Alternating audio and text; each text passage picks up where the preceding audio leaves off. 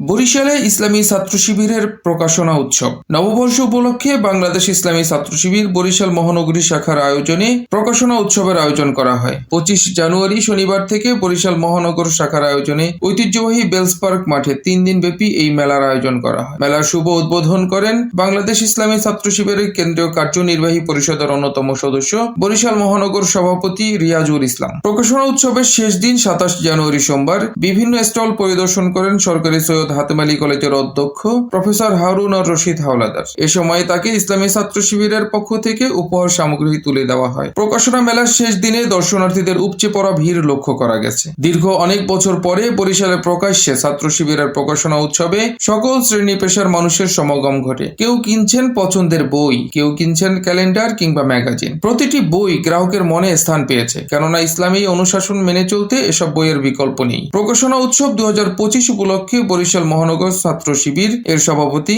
বলেন, আমি রিয়াজুল ইসলাম, দায়িত্ব বরিশাল মহানগরী ছাত্র শিবিরের সভাপতি। আমরা এই উৎসবটি শুরু করেছি 25 তারিখ থেকে। 25, 26, 27 তারিখ আজকে শেষ হয়ে যাচ্ছে।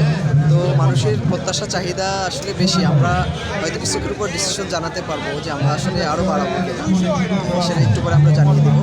তো আসলে আমরা যথেষ্ট রকমের এখানে সাড়া পেয়েছি সাধারণ মানুষদের।